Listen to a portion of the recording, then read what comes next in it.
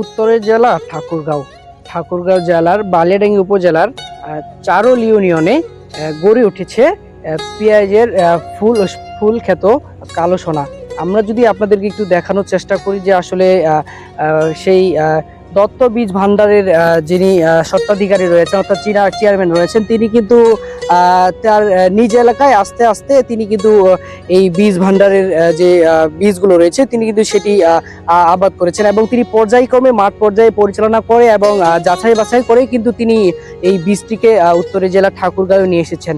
আমরা কৃষকদের সাথে কথা বলেছি এবং মালিক পক্ষের সাথে কথা বলেছি। তারা যেটি জানিয়েছে যে আসলে যে বীজ ভান্ডারগুলো রয়েছে এই বীজগুলো কিন্তু তারা হচ্ছে তুলনামূলকভাবে বাজারে অন্যান্য বীজের তুলনায় এই বীজের দামগুলো কিন্তু একটু বেশি দেওয়া হচ্ছে। আমরা যদি একটু কথা বলার চেষ্টা করি যে এখানকার যিনি চেয়ারম্যান রয়েছেন তার সাথে যদি আমরা একটু কথা বলার চেষ্টা করি, আমরা এখন কথা বলবো তার সাথে। আমার নাম আমার এই পেঁয়াজের বীজের নাম হলো পল্লব জাত।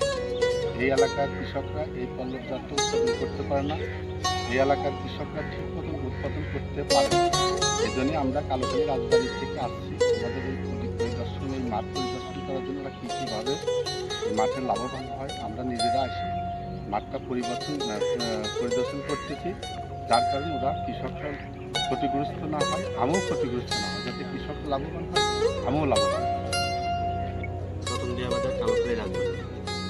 এখানে ঠাকুরগাঁতে আমরা এবছরে 30 বিঘা জমি আবাদ করছি পেঁয়াজের। কালো সোনা আমাদের এলাকায় যেটাকে বলে কালো সোনা রাজবাড়ি।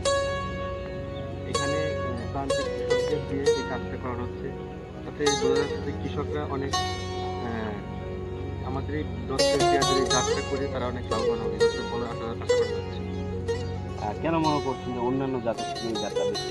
অন্যান্য জাতের থেকে ভাই কৃষকদের মাঝে যেটা দেখলাম বিগত বছর অন্যান্য জাতগুলো করছে তার থেকে এটা রোগবালা একটা কম, এটা ফলনে অনেক বেশি পাবে এবং এই জাতটাও অনেক সুন্দর। আপনারা দেখতেছেন যে গাছের এগুলো সুন্দর ফুল আসছে। আমরা এখানকার চেয়ারম্যান স্বত্বাধিকারীর সাথে কথা বললাম। তিনি যেটি আমাদেরকে জানালেন যে আসলে তিনি কিন্তু হচ্ছে সেই বিগত 10 বছর থেকে এটি পর্যায়ক্রমভাবে তিনি কিন্তু এটি আবাদ করতে করতে এবং কৃষকের মাঝে নিয়ে এসেছেন এবং আমরা যেটি কৃষকদের মাঝে লক্ষ্য করতে পারছি যে আসলে তারা অন্যান্য যে বীজগুলো আবাদ করেছিলেন সেগুলোর থেকে কিন্তু এই বীজটি একটু মানে রোগ ধারণ ক্ষমতা একটু বেশি এবং সেটি কিন্তু অনেক অন্যান্য বীজের তুলনায় ভালো ফলন দিচ্ছে।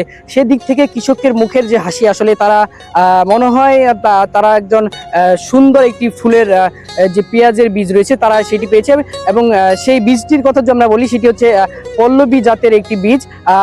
এই বীজটি কিন্তু আসলে কৃষকরা আবাদ করে তাদের যে লাভের আশঙ্কা তারা কিন্তু এটি গতবারের তুলনায় এবার একটু বেশি মনে করছেন। তো এই ছিল ঠাকুরগাঁও থেকে আমার কাছে যে পল্লবী জাতের যে পেঁয়াজের বীজ ছিল, এই পেঁয়াজের বীজের সর্বশেষ। মোহাম্মদ রিদওয়ান ইসলাম, ঠাকুরগাঁও।